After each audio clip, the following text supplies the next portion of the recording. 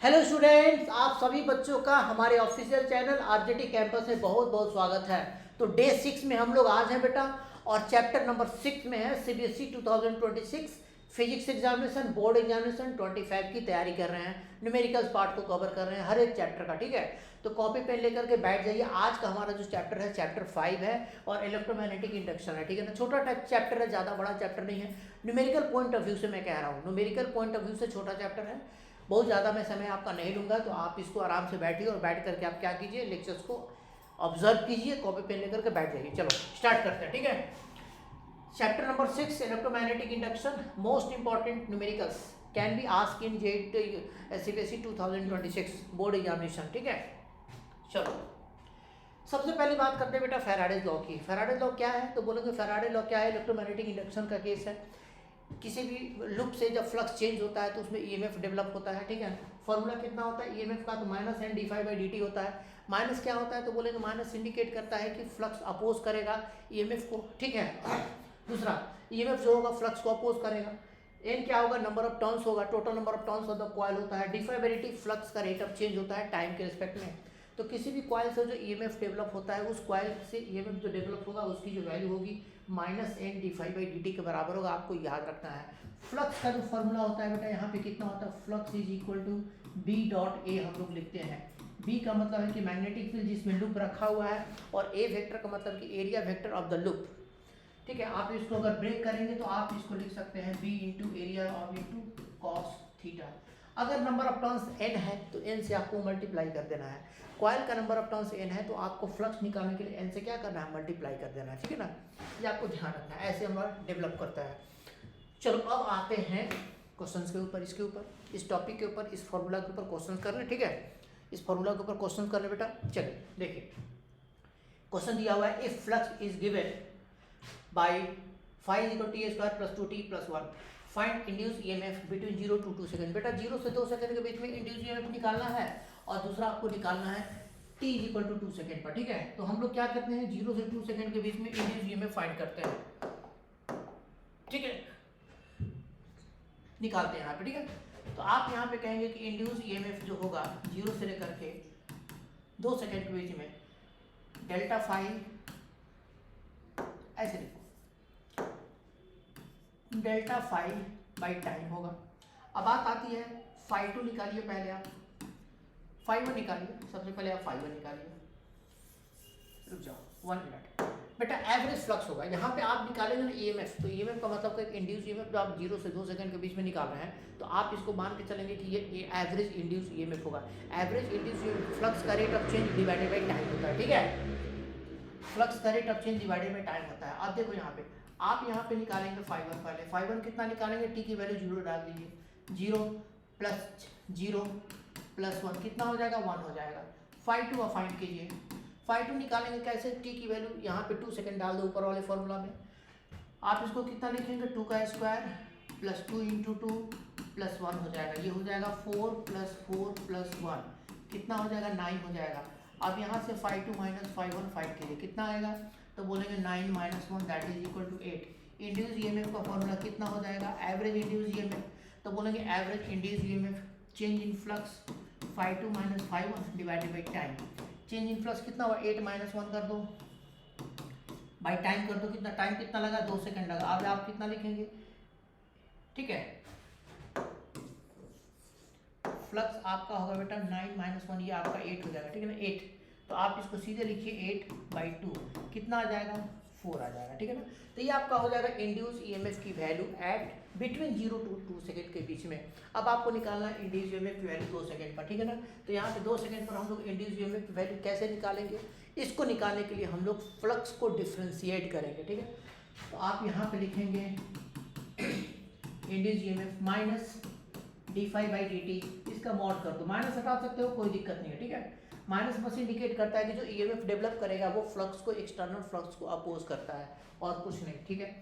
Flux का rate of change निकालेंगे तो बोलेंगे differentiation of T square plus 2t plus 1 किसके रिस्पेक्ट में, टाइम के रिस्पेक्ट में।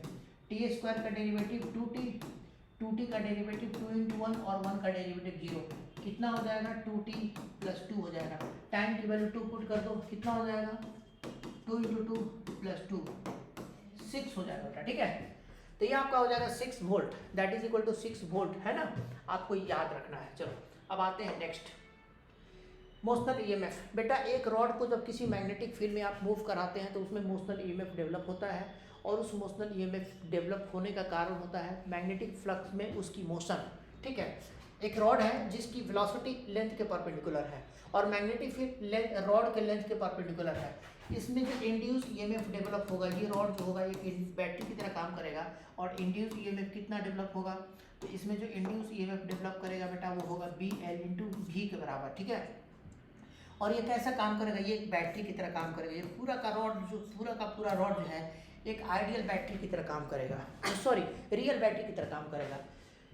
पॉजिटिव टर्मिनल इसका ऊपर की तरफ होगा और नेगेटिव टर्मिनल आपका इसका नीचे की तरफ होगा। अगर ऐसे मूव करें इनटू द प्लेन में मूव करा तो पॉजिटिव टर्मिनल ऊपर की तरफ, नेगेटिव टर्मिनल नीचे की तरफ। और अगर out of the plane magnetic field है तो ऊपर का नेगेटिव टर्मिनल हो जाएगा और नीचे नीचे का क्या हो जाएगा, पॉजिटिव टर्मिनल आपको हो जाएगा, ठीक है।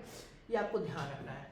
अगर यही रॉड घूमता है, रोटेट होता है, ओमेगा एंगुलर स्पीड से एक पर्टिकुलर पॉइंट के अबाउट, अपने एक एंड के अबाउट अगर रोटेट करेगा तो इसमें इंड्यूस ईएमएफ कितना होगा, इसमें बेटा induce EMF half B ω/L², ठीक है ना। आपको ध्यान रखना है, B आपका मैग्नेटिक फील्ड, ओमेगा आपका एंगुलर स्पीड, L आपका रॉड का लेंथ हो जाएगा, ठीक है। तो आपको याद रखना है कि अगर ये रॉड एक एंड के अबाउट मैग्नेटिक फील्ड में घूम रहा है ओमेगा एंगुलर स्पीड से, तो ये रॉड जो है बैटरी की तरह काम करेगा, ठीक है ना। और इस बैटरी की ईएमएफ कितनी होगी, हाफ B ω/L², ठीक है, आपको याद रखना है।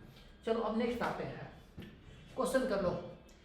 क्वेश्चन क्या है, स्क्वायर ऑफ साइड 10 cm है एंड नंबर ऑफ टर्न्स आपका 100 केप्ट सच दैट, ठीक है, मैग्नेटिक फील्ड इज 1 टेस्ला पर सेकंड चेंज हो रहा है, such that magnetic field is 1 Tesla पर सेकंड, जो चेंज हो रहा है परपेंडिकुलर टू इट, जो चेंज हो रहा है उसके लूप से होकर के फ्लक्स चेंज हो रहा है। तो कह रहे हैं कि फाइंड इंड्यूस ईएमएफ, ठीक है ना। इंड्यूस ईएमएफ आप फॉर्मूला क्या होगा बेटा इंड्यूस ईएमएफ का, तो आप कहेंगे कि इंड्यूस ईएमएफ का जो फॉर्मूला होगा वो कितना होगा, d∅dt होगा, ठीक है। कैसे निकालेंगे, तो बोलेंगे फ्लक्स का रेट ऑफ चेंज, तो फ्लक्स में आप लिखेंगे B × एरिया, उसका रेट ऑफ चेंज। कॉइल का सरफेस एरिया के परपेंडिकुलर है आपका, फ्लक्स का रेट ऑफ चेंज जो है, मैग्नेटिक फ्लक्स जो है कॉइल के सरफेस एरिया के परपेंडिकुलर है, तो दोनों के बीच में एंगल आपको एरिया वेक्टर और मैग्नेटिक फील्ड के बीच में एंगल 0 डिग्री है, तो cos थीटा कितना होगा, 0 1 होगा। तो आप यहाँ पे B डॉट ए को B × A कर देंगे सीधे, ठीक है। अब यहाँ पे देखिए बेटा A तो कांस्टेंट है, बाहर निकाल दो, एरिया ऑफ कॉइल dV/dt आप यहाँ पे कीजिए। अब आता कि एरिया कितना होगा 10 cm का मतलब कितना हुआ 0.1 मीटर, तो 0.1 × 0.1 आपको मीटर मल्टीप्लाइड बाई 1 आप कर देंगे, कितना हो जाएगा बेटा। अच्छा एक चीज़ और, नंबर ऑफ टर्न्स भी है बेटा आपका, ठीक है ना, नंबर ऑफ टर्न्स भी है, तो नंबर ऑफ टर्न्स से आप मल्टीप्लाई कर देंगे, m d∅/dt हो जाएगा, ठीक है। तो आप यहाँ पे नंबर ऑफ टर्न्स से भी मल्टीप्लाई करेंगे, ठीक है, ध्यान रखना है। यहाँ से कॉइल का नंबर ऑफ टर्न्स है, तो ये पूरे क्वांटिटी भी आपको n से क्या हो जाएगा, मल्टीप्लाई हो जाएगा। आप n की जगह रखेंगे 100, ये हो जाएगा 100 कट करके कितना हो जाएगा 1। This is the induce EMF, इतना वोल्ट आपको हो जाएगा, ठीक है। अगर कॉइल के सरफेस से आपको मैग्नेटिक फ्लक्स चेंज हो रहा है तो आपका इंड्यूस ईएमएफ इतने के बराबर 1 वोल्ट के आपको बराबर हो जाएगा, ठीक है। बोर्ड में बहुत ज़्यादा क्वेश्चंस नहीं आते हैं न्यूमेरिकल, लेकिन जो भी आते हैं सिंपल होते हैं, आप उसको याद रखना, फॉर्मूला बेस्ड है, ठीक है ना। और एक चीज़ और ध्यान रखना हमेशा कि बोर्ड में आपको क्वेश्चन आए या ना आए, आप क्वेश्चन को अटेम्प्ट जरूर कीजिए, और क्वेश्चन में कुछ ना कुछ अगर आता नहीं है, कुछ भी नहीं आता है, फिर भी कुछ ना कुछ लिखो उसके बारे में, कुछ ना कुछ लिख दो ताकि आपको स्टेप मार्किंग थोड़ा बहुत मिल जाएगा, ठीक है। चलो आगे चलते हैं। अब आते हैं, एक रॉड है, सॉरी लूप है, what will be the induce EMF in the loop. बेटा सबसे पहले देखिए पूरा का पूरा लूप मैग्नेटिक फील्ड के अंदर में है, magnetic field into the plane है, पूरा का पूरा लूप मैग्नेटिक फील्ड के अंदर में है। कह रहा है कि इसमें इंड्यूस ईएमएफ कितना होगा, तो बोलेंगे इंड्यूस ईएमएफ कब होगा, जब फ्लक्स चेंज होगा। फ्लक्स इसमें चेंज होगा ही नहीं, क्यों, क्योंकि अभी इनसाइड है, तो जब तक ये इनसाइड है मैग्नेटिक फ्लक्स इसमें चेंज नहीं होगा, तो बोलेंगे change of flux 0, change of flux is equal to 0।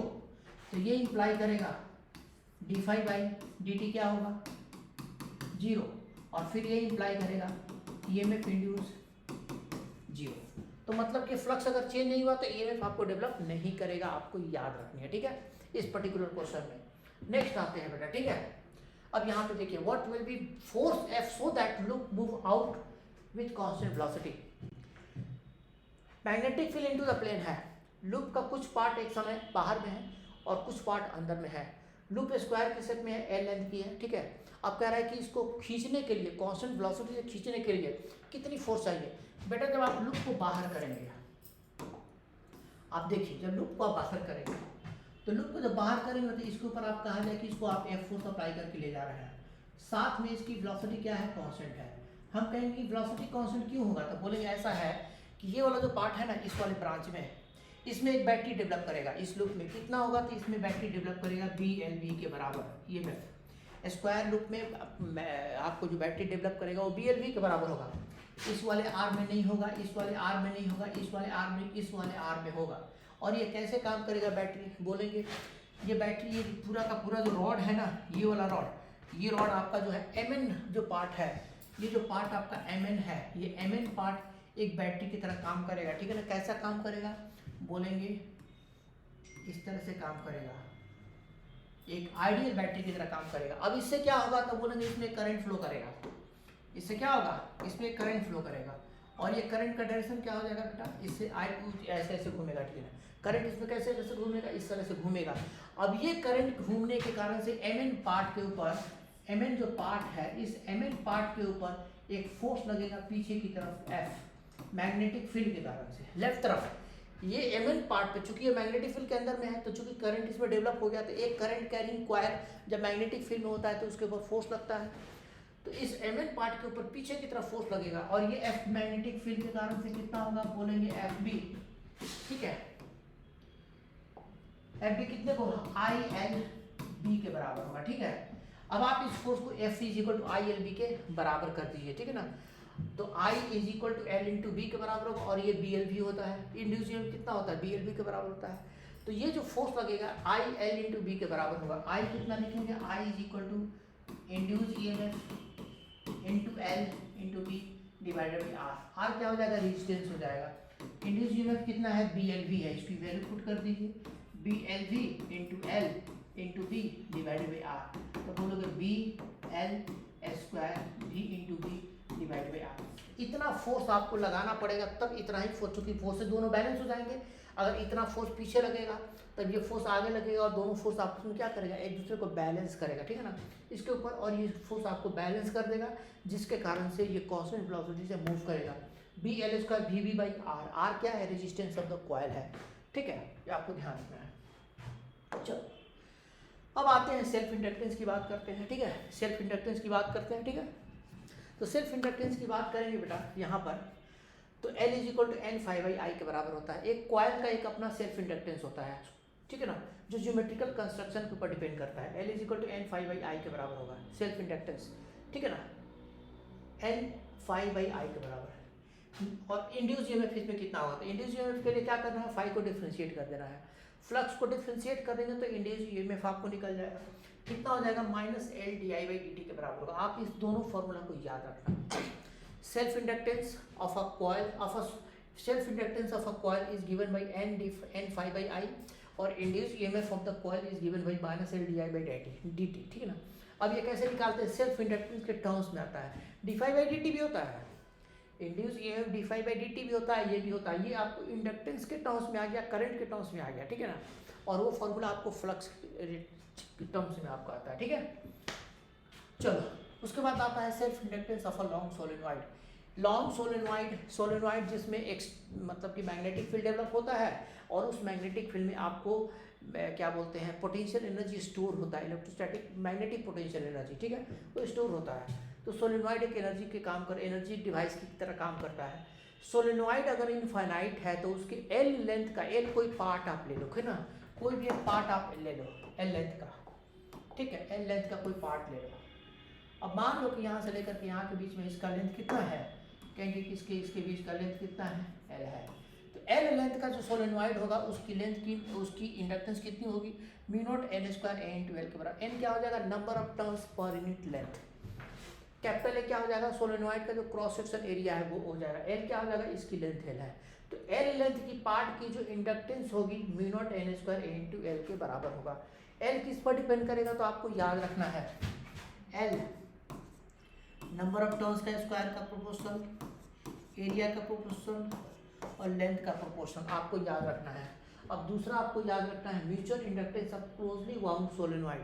दो सोलेनॉइड है, उन दोनों को अगर क्लोजली वाउंड कर देते हैं तो म्यूचुअल इंडक्टेंस कितना होगा, तो mu naught N1 N2 A by L. Mu naught आपका परमिएबिलिटी ऑफ फ्री स्पेस हो गया, N1 N2 number of turns of the दोनों कॉइल का, और A आपका क्रॉस सेक्शन एरिया, और L आपका लेंथ। ठीक है, आप मान सकते हैं यहाँ पर L लेंथ का सोलेनॉइड का पार्ट है। ठीक है, तो आप यहाँ से दो सोलेनॉइड के लिए L लेंथ आप ले सकते हैं। तो L लेंथ की म्यूचुअल इंडक्टेंस क्या, दोनों का पेयर आपस में मिल करके इंडक्टेंस मतलब कि जो डेवलप करेगा उसको हम कहते हैं म्यूचुअल इंडक्टेंस। ठीक है, चलो नेक्स्ट बेटा आते हैं peak value of EMF. Generator जो होता है, जनरेटर जिसके कारण से क्या होता है, जनरेटर क्या करता है, इलेक्ट्रिकल एनर्जी आपको डेवलप करता है। ठीक है ना, इलेक्ट्रिकल मैकेनिकल एनर्जी को इलेक्ट्रिकल एनर्जी में आपको कन्वर्ट करेगा। ठीक है, तो उसका काम है generator, AC generator. AC generator का जो पिक ईएमएफ होता है, आर्मेचर जो रोटेट होता है, घूमता है, तो NAB ओमेगा के बराबर होता है। ये आपको याद रखना है। N क्या है, कॉइल का टोटल नंबर ऑफ टर्न्स। जो आपका जनरेटर होता है, जो आर्मेचर ऐसे होता है, ठीक है, तो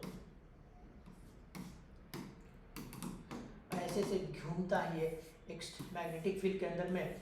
ठीक है, तो ये कॉइल का जो आर्मेचर होता है, N उसकी पिक वैल्यू ऑफ ईएमएफ होती है NAB ओमेगा के बराबर। N क्या होगा, टोटल नंबर ऑफ टर्न्स होगा। A क्या होगा, क्रॉस सेक्शन एरिया आपका लूप का होगा। B क्या होगा, एक्सटर्नल मैग्नेटिक फील्ड जिसमें हम लोग रखे हैं। ओमेगा क्या है, उसकी एंगुलर स्पीड आपको याद रखना है। RMS वैल्यू कैसे निकालते हैं, E0/R2 कर देते हैं। ठीक है, क्यों, क्योंकि जो EMF होता है एसी जनरेटर का वो कैसा होता है, साइनसोइडल होता है। ठीक है, ये आपको याद रखना है। चलो आगे आते हैं। एक क्वेश्चन है बेटा, if current is changing through the coil self inductance 2 Henry find induce EMF. Graph दिया हुआ है और करंट जैसे चेंज हो रहा है तो उस करंट चेंज होने के कारण से आपको क्या बताना है, इंड्यूस ईएमएफ बताना था। इंड्यूस ईएमएफ का क्या फॉर्मूला होता है कॉइल के अंदर, तो बोलेंगे d∅/dt भी होता है। ये इंड्यूस क्या होता है, -d∅/dt भी होता है, और एक और फॉर्मूला -L/di/dt भी होता है, दोनों होता है। हम लोग यहाँ पे क्या फॉर्मूला यूज करेंगे, लिखेंगे E इंड्यूस जो होगा वो कितने के बराबर, -L/di/dt के बराबर होगा। माइनस रहने दो, इंडक्टेंस है कितना है बेटा, 2 हेनरी है, तो आप इसको रख देंगे 2 के बराबर। ठीक है ना, इनटू di/dt। ग्राफ जो दिया है I और T का ग्राफ है, तो di/dt का मतलब I और T के ग्राफ का स्लोप। इसकी स्लोप क्या है, तो बेटा इसका स्लोप नेगेटिव है। क्यों, क्योंकि ये वाला एंगल आपका, जब आप स्लोप बोलेंगे, ठीक है, ये एंगल क्या है, एंगल मोर देन 90 डिग्री। ठीक है, तो आप ये वाला एंगल चूज करो थीटा, और फिर कहेंगे कि स्लोप कितना होगा, तो बोलेंगे स्लोप हो जाएगा -tan थीटा के बराबर। चूंकि स्लोप हो जाएगा -tan थीटा के बराबर, माइनस माइनस बेटा कट जाएगा, 2 tan थीटा कितना हो जाएगा, 20/10 के बराबर। तो आप इसकी वैल्यू डाल दिए 20/10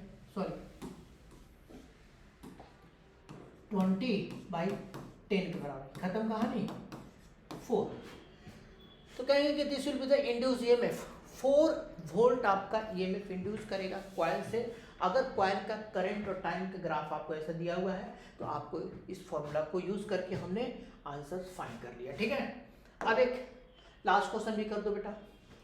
mutual inductance of 2 coaxial coil है, 2 कोएक्सियल कॉइल है जिनकी म्यूचुअल इंडक्टेंस कितनी है, 2 हेनरी है। मिल करके if current in one coil is changing from 0 to ½ ampere in 100 millisecond, find change of flux in other coil and induce EMF in the other coil। तो बेटा change of flux का formula क्या होता है, M = phi/I होता है, phi/I होता है। ठीक है, तो आप यहाँ पे डेल्टा फाई अगर हम करेंगे तो क्या बोलेंगे, डेल्टा फाई को लिखेंगे M × ΔI के बराबर। ठीक है, तो आप चेंज ऑफ फ्लक्स में M इंडक्टेंस लिख लो, कितना हो जाएगा, 2 हो जाएगा।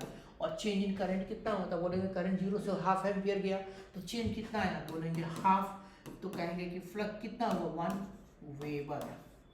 वेबर क्या है बेटा, फ्लक्स का यूनिट है। ठीक है, अब बात आती है induce EMF in the other coil, दूसरे कॉइल का फ्लक्स। अब इंड्यूस ईएमएफ का क्या फॉर्मूला है, -M di/dt। L रिप्लेस किससे हो जाएगा, L किससे रिप्लेस हो जाएगा, म्यूचुअल इंडक्टेंस है। ठीक है ना, आप कहेंगे कि L रिप्लेस हो जाएगा म्यूचुअल इंडक्टेंस है, तो आप यहाँ पे लिखेंगे और इसका माइनस m के जगह क्या रखोगे 2 रखोगे। D I by D T कितना होगा, 0 से हाफ होता है तो 1/2 डिवाइडेड बाई कित 0, सॉरी रुक जाओ। तो आप लिखेंगे माइनस m के जगह क्या लिखेंगे 2 लिखेंगे। डी आई मतलब कि final current 1/2 minus 0 divided by time कितना 100 मिली सेकेंड, 100 इंटू 10 का पावर -3। ठीक है, 2 से ये 2 कट जाएगा बेटा, माइनस हटा सकते हो कोई दिक्कत नहीं है, ठीक है ना।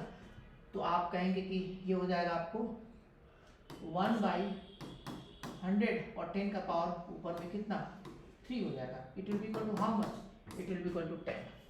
तो इंडिविजुअल कितना हो जाएगा 10 वोल्ट के बराबर हो जाएगा। -3 ऊपर चला गया मिली एम्पियर है, ठीक है, आपका हो जाएगा। ठीक है, तो ये आपका 10 वोल्ट के बराबर हो गया। ये आपका चैप्टर कंप्लीट। ठीक है, EMI हमारा कंप्लीट हो गया। कल 7वां दिन 7वां चैप्टर, ठीक है, इसके बाद हमारा, ठीक है, EMI के बाद हमारा नेक्स्ट चैप्टर आएगा। ठीक है, चलो आगे चलते हैं बेटा। तो हम लोग आज चैप्टर को आज कंप्लीट करते हैं, कल हम लोग फिर प्रेजेंट होंगे चैप्टर नंबर 7 के साथ। हमारा चैनल अच्छा लगा, हमारी टॉपिक अच्छी लगी, हमारे कॉन्सेप्ट अच्छे लगे, हमारे चैनल को सब्सक्राइब कीजिए। Thank you so much for watching my lecture.